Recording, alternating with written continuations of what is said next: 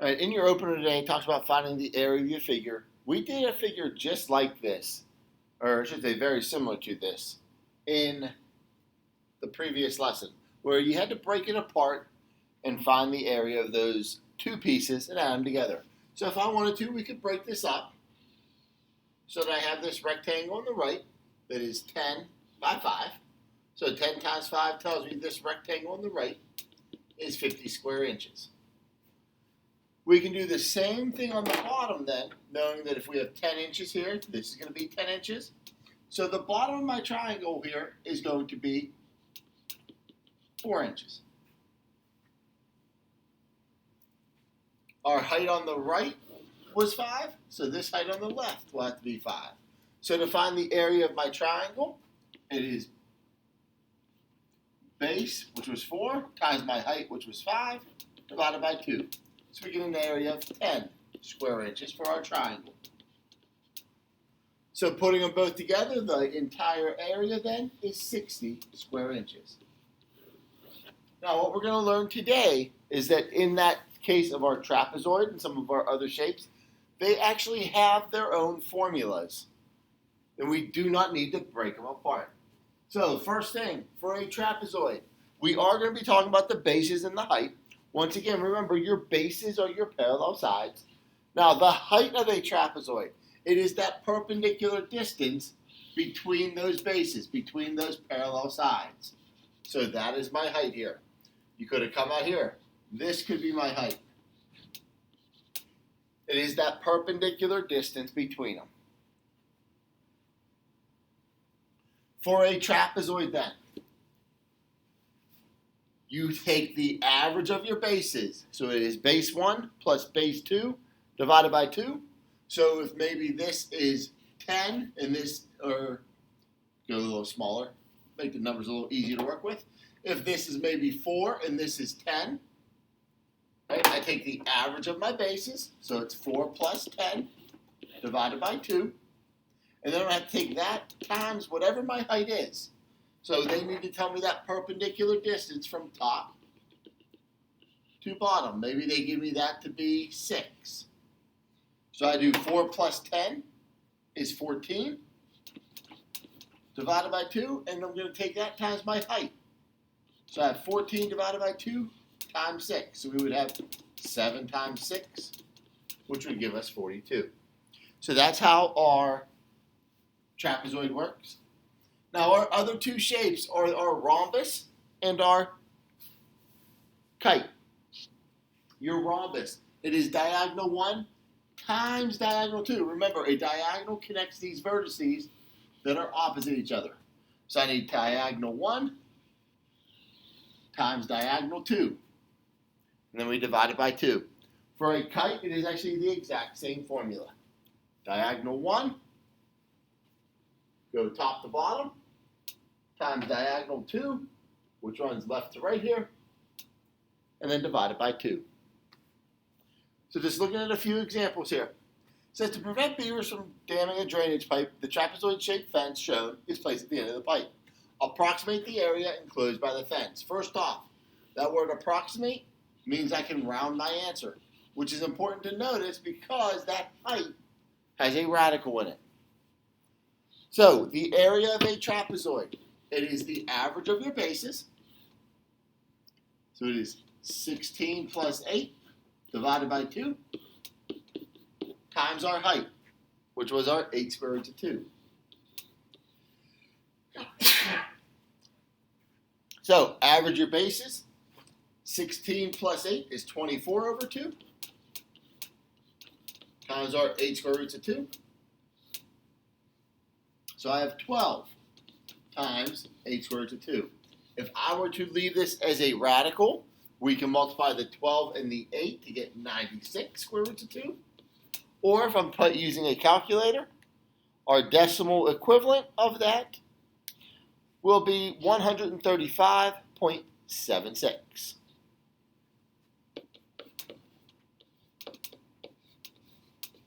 And then we're talking about the area of it, so it is feet squared. All right, one quick little note here. In our rhombus, please know in this problem, our 8 is for our entire diagonal here. We'll say that the whole diagonal here is 11. So area is going to be 8 times 11 divided by 2. So we have 88 divided by 2, which is 44. And in this case, we are looking at squared centimeters.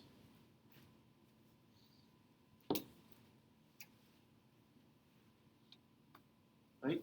Finding the area, we have a rhombus on the right, and we have our trapezoid on the left. So looking at our trapezoid on the left, we take the average of your bases times our perpendicular height between them. 7 plus 9 is 16. So I have 16 over 2 times 4, which is 8 times 4. So we get 32 square feet. In our second one, just for the case of argument, we'll make our top part here 12, and it'll just be the right part here that is 18. Well, that means that my bottom part here is also 12, and my left part here is also 18. Because remember, in any type of parallelogram, and a rhombus is a parallelogram, your diagonals will bisect each other. So we have one diagonal being 36 meters, the other diagonal being 24 meters. We're going to multiply our diagonals together and divide by 2. So 36 times 24 divided by 2, we get an area of 432. And in this case, we're looking at meters squared. Right, couple last problems to look at.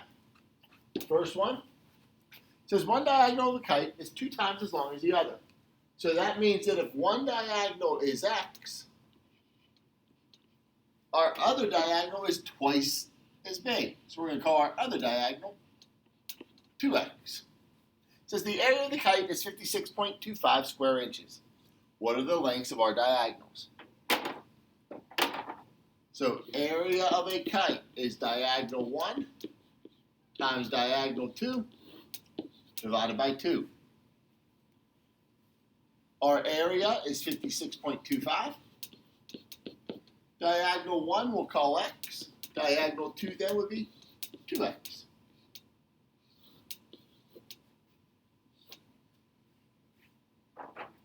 First step, we can get rid of that divided by 2. So we can multiply both sides by 2. 56.25 times 2 is 112.5 equals, those canceled out, so I have x times 2x.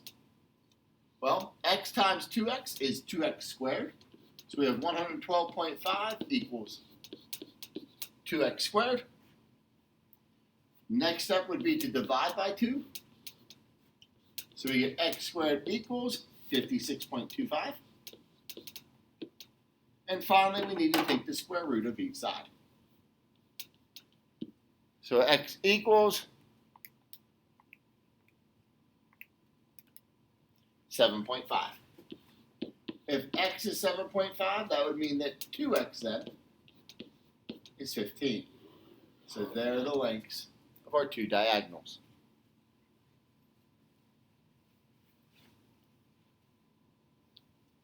In our next example, it says you have a diagram of your backyard. Each square represents a 3 meter by 3 meter square. Find the area of your backyard. Well, if it is a trapezoid, then I need to find base 1. I need to find the length of base 2. And I need this perpendicular height between them. Please keep in mind our scale is by 3s. So BC is 9. A to D is 1, 2, 3, 4, 5, 6, 7.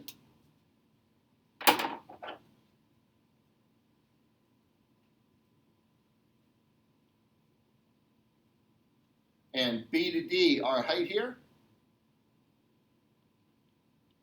Oh, that's what I did wrong. It's 7 units long, but it's by 3s. So it is actually 21 units long. And our height here, BE, is 15. So to find our area, we take the average of our bases, 9 plus 21, divided by 2, times our height, which is 15. 9 plus 21 is 30. 30 divided by 2 is 15. So I have 15 times 15. So my area is 225 meters squared. Right, two last problems here. First one, very similar to one of the ones we've already done. It says, looking at our kite, one diagonal is 3 times as long as the other. So if one is x, the other one is 3x. It says the area of our kite is 73.5 square yards.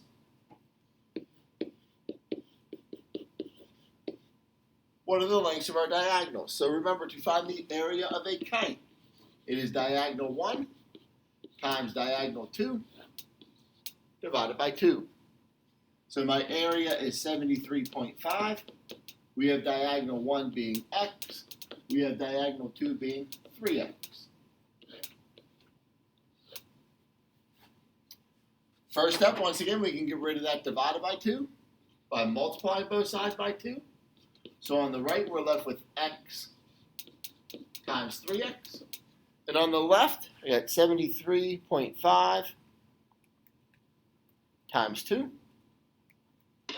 We get 147. X times 3x is 3x squared. So our next step is to divide both sides by 3. So we have 49 equals x squared. And then we need to take the square root of each side. So we get x to equal 7.